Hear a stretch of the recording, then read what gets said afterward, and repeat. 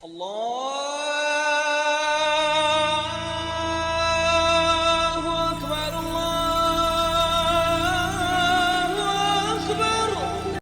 ہمارا آج کا درس ہے محاسبہ نفس، نفس کو نصیحت و ملامت، افادات امام غزالی علیہ رحمہ، ماخوذ از احیاء الدین، جلد 4، تدوین و ترجمہ خرم مراد۔ اس میں امام غزالی علیہ رحمہ نفس کو نصیحت و ملامت کرتے ہوئے کہتے ہیں، اچھی طرح جان لو کہ آدمی کا سب سے بڑا دشمن اس کا نفس ہے، جو اس کے اندر گھسا ہوا بیٹھا ہے۔ یہی نفس اسے برائی اور گناہ کی طرف لے جاتا ہے۔ اسی نفس کی تزکیے اور اسے راہ راست پر رکھنے کا کام آدمی کے سپرد ہوا ہے۔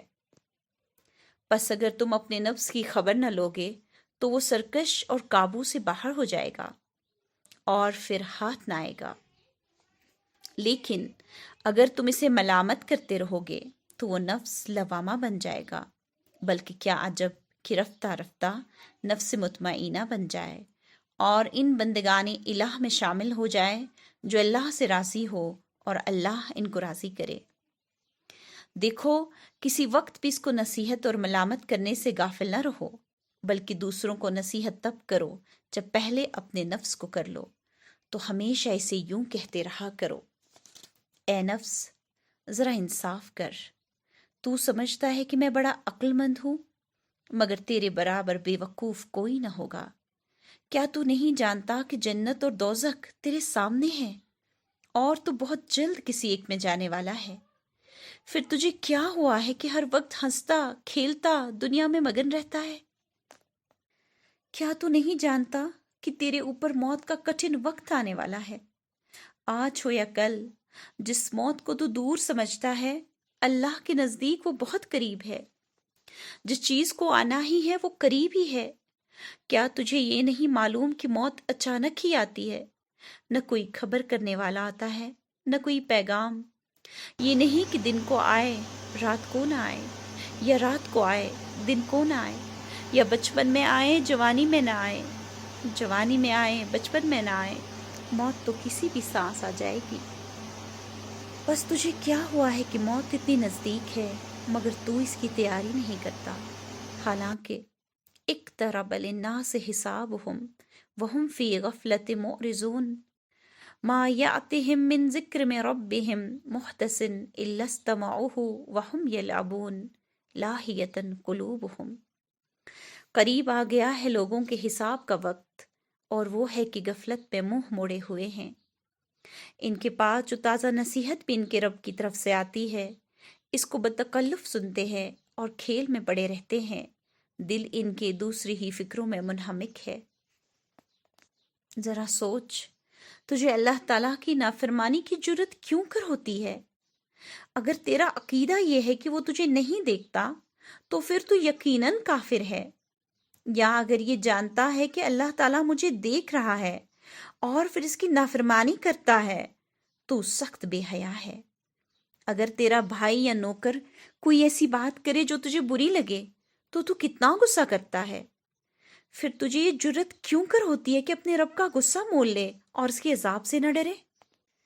کیا تو سمجھتا ہے کہ اللہ کے عذاب کو برداشت کر سکے گا؟ ہرگز نہیں۔ یہ بات دل سے نکال دے۔ ذرا ایک گھڑی تیز دھوپ میں کھڑا رہ، یا اپنی انگلی آنکھ سے قریب کر، تجھے کچھ اپنی طاقت اور حوصلہ معلوم ہو جائے گا۔ کیا تو اس مغالطہ میں پڑ گیا ہے کہ اللہ تعالیٰ بڑا کریم اور غفور رحیم ہے، اسے کسی کی اطاعت کی حاجت نہیں، وہ بخش دے گا؟ لیکن پھر اپنے دنیا کے کاموں کے لیے کیوں کوشش کرتا ہے اور اس کے کرم پر کیوں نہیں چھوڑ دیتا؟ جب کوئی دشمن تیرے در پہ ہوتا ہے تو کیوں اس سے بچنے کے لیے تدبیر کرتا ہے؟ تب کیوں نہیں کہتا کہ اللہ تعالیٰ اپنے کرم سے مجھے بچا دے گا؟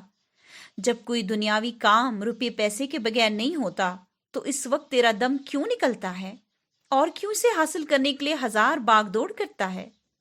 اس وقت کرم الہی پر تیرا اعتماد کہاں چلا جاتا ہے؟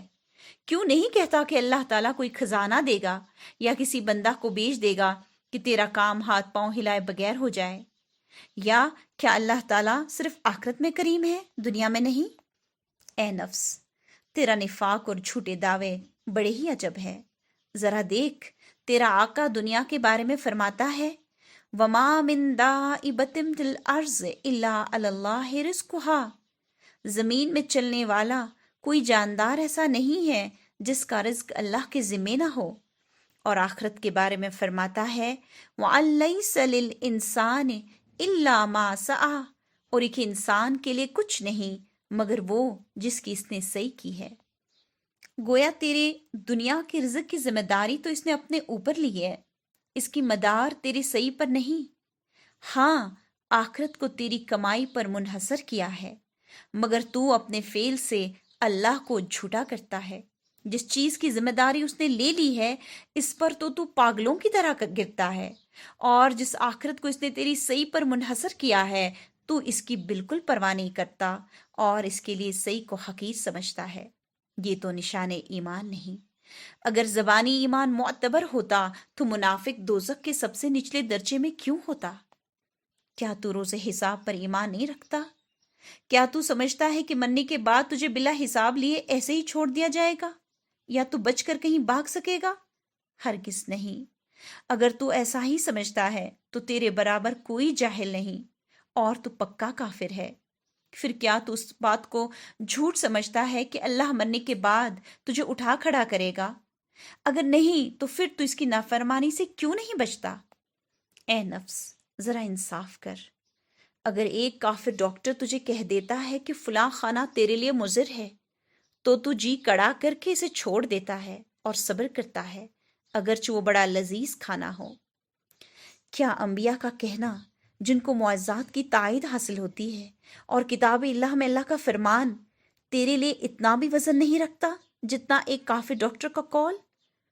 عقل اور علم کی کمی کے باوجود اس کی بات کا اثر تو ہوتا ہے، مگر اللہ اور اس کے رسول کے کہنے کا نہیں ہوتا۔ اس سے عجب تر بات یہ ہے کہ ایک بچہ کہتا ہے کہ تیرے کپڑوں میں بچھو ہے تو بغیر دلیل طلب کیے اور بغیر سوچے سمجھے اپنے کپڑے اتار پھینکتا ہے۔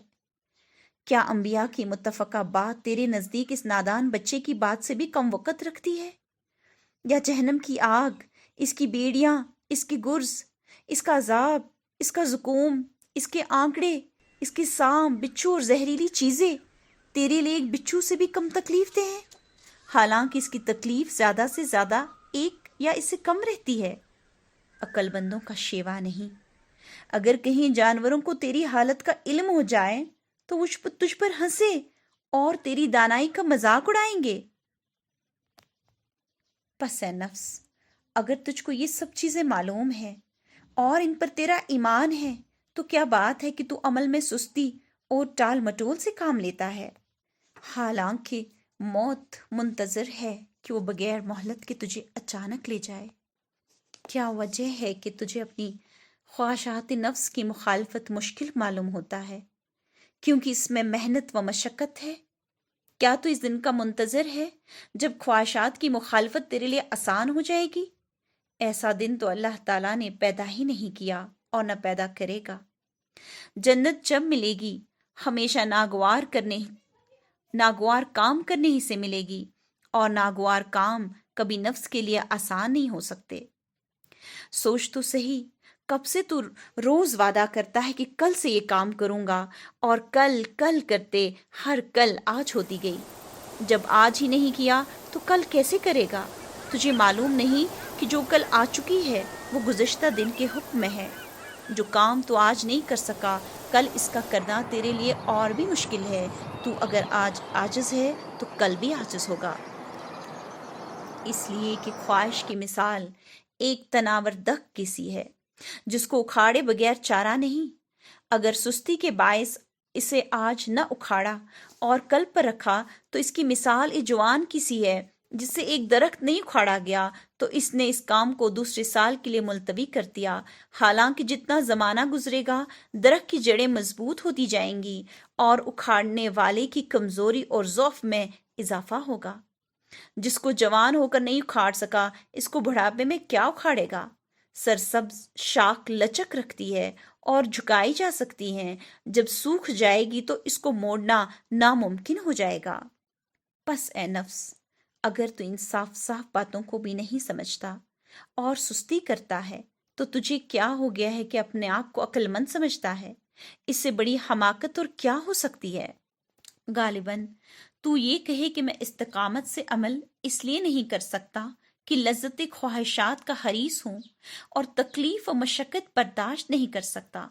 اگر یہی بات ہے تو پرلے درجے کا احمق ہے۔ اگر تو لذت کا حریص ہے تو ایسی لذت کیوں نہیں تلاش کرتا جو تمام آلاشوں سے پاک ہو اور عبدالآباد تک کے لیے ہو؟ یہ نعمت تو جنت ہی میں حاصل ہو سکتی ہے۔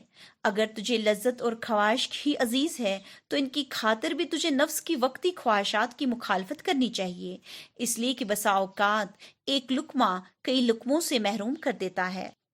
تیرا کیا خیال ہے اس مریض کے بارے میں جس کو طبیب کہے کہ صرف 3 دن ٹھنڈا پانی مت پینا تاکہ تندرست ہو جاؤ، اور پھر زندگی بھر ٹھنڈے پانی کا لطف اٹھاؤ؟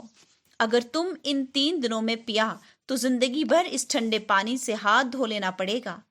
اس وقت سچ سچ بتلا، عقل کا تقاضا کیا ہے؟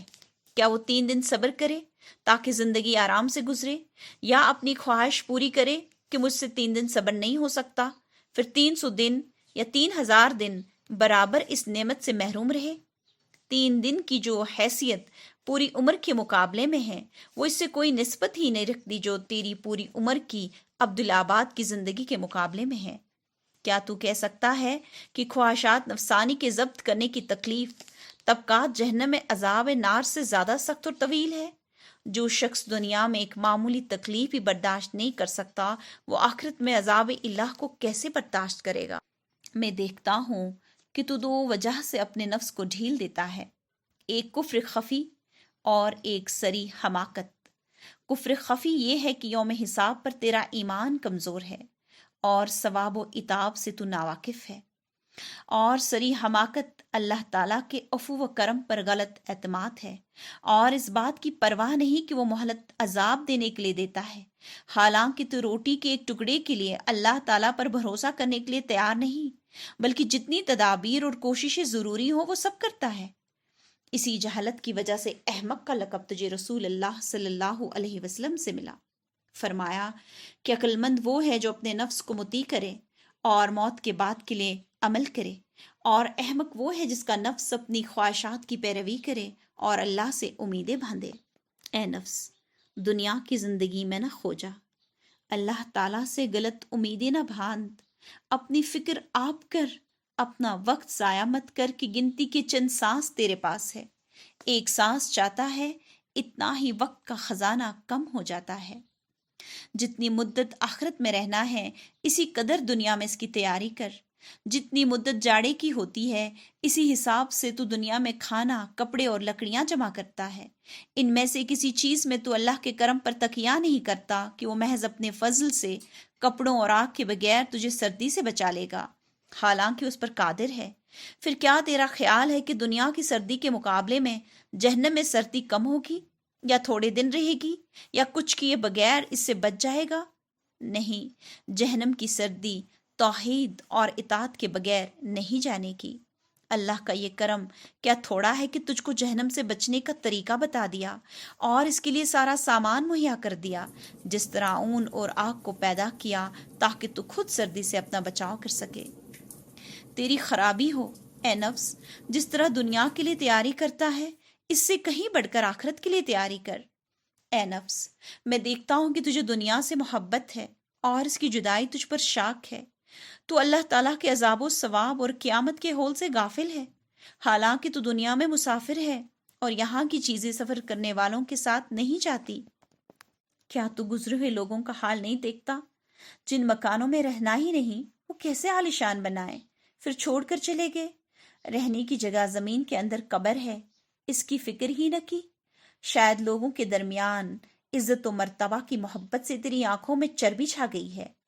زمین پر سارے لوگ اگر تیری عزت کریں، تیری تعریف کی گن گائیں اور تیرا کہا مانیں، پھر کیا تو نہیں جانتا کہ چند برس کے بعد نہ تو رہے گا نہ یہ سارے لوگ؟ پھر ایک زمانہ آئے گا جس میں نہ تیرا ذکر رہے گا نہ ان شخصوں کا جو تیرا ذکر کرتے تھے۔ اے نفس، موت نزدیک آ گئی ہے، جو کرنا ہے اب کر لے۔ تیرے بعد نہ کوئی تیرے طرف سے نماز پڑھے گا، نہ روزہ رکھے گا، نہ تجھ سے اللہ کو راضی کرے گا۔ زندگی کی یہ چند روز ہی ہیں، یہی تیرا سرمایہ ہے، اسے تجارت کر لے۔ اکثر سرمایہ تو ضائع کر چکا ہے، اگر تمام عمر اس بربادی پر روئے تب بھی کم ہے۔ مردوں کا لشکر گھر کے باہر تیرا منتظر ہے، انہوں نے پکی قسم کھا رکھی ہے کہ تجھے ساتھ لیے بغیر نہیں ہلیں گے۔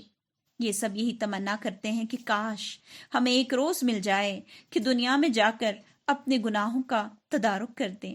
تیرے پاس آج یہ ایک روز ہے جو اگر تو بیچے تو یہ مردے تمام دنیا کے عوض بھی اسے خرید لیں اگر ان کو قدرت ہو۔ اے نفس، تجھ کو ذرا شرم نہیں؟ اپنے ظاہر کو تو خلق کے سامنے سنوارتا ہے اور باطن میں بڑے بڑے گناہ کر کے اللہ تعالیٰ کو ناراض کرتا ہے۔ اے نفس، کیا یہ عقل مندی ہے کہ تو ہر روز اپنے مال کے زیادہ ہونے سے تو خوش ہو مگر عمر کے کم ہونے کا کچھ غم نہ ہو؟ اے نفس، یاد رکھ کہ دین اور ایمان کا بدل کوئی چیز نہیں اور اس زندگی کے بعد کوئی دوسری زندگی نہیں۔ اے نفس، اب میری نصیحت مان کہ جو نصیحت سے منہ پھیرتا ہے وہ آگ پر راضی ہوتا ہے۔ اگر دل کی پستی نصیحت کو قبول کرنے میں مانے ہو تو اس سختی کو تہجد گزاری اور آہ نیم شبی سے دور کر، اور اقربا سے حسن سلوک اور یتیموں پر مہربانی و شفقت کر۔ یہ بھی کارگر نہ ہو تو جان لے کہ شاید اللہ نے تیرے دل پر مہر لگا دی۔ تو اپنے سے نا امید ہو جا، لیکن نا امیدی کفر ہے، اس لیے تو نا امید ہو نہیں سکتا اور امید کی بھی کوئی صورت نہیں۔ تو اب یہ دیکھ کہ جس مصیبت میں مبتلا ہے اس پر تجھے غم ہوتا ہے کہ نہیں؟ کوئی آنسو آنکھ سے گرتا ہے کہ نہیں؟ اگر گرتا ہے تو آنسو منبع رحمت ہے اور ابھی امید کی جگہ باقی ہے۔ بس تو ارحم الراحمین کے سامنے فریاد کر اور اکرم الاکرمین کے سامنے شکوہ کر، اس لیے کہ تیری مصیبت بہت بڑھ گئی۔ اب کوئی راستہ اور ٹھکانہ اور بھاگنے کی جگہ اور فریاد کو سننے والا اس عالی سرکار کے سوا کہیں نہیں۔ اس کے سامنے گریہ زاری کر اور دہاڑے مار، وہ کٹکٹانے والوں اور رونے والوں پر رحم فرماتا ہے اور مضطر کی دعا قبول کر فرماتا ہے۔ اب جب سب راستے بند ہو گئے تو جس سے طلب کرتا ہے وہ کریم اور سخی ہے، اور جس سے فریاد کرتا ہے وہ رؤوف و رحیم ہے۔ اس کی رحمت وسیع اور اس کا کرم عام اور اس کے عفو میں ہر خطا شامل ہے۔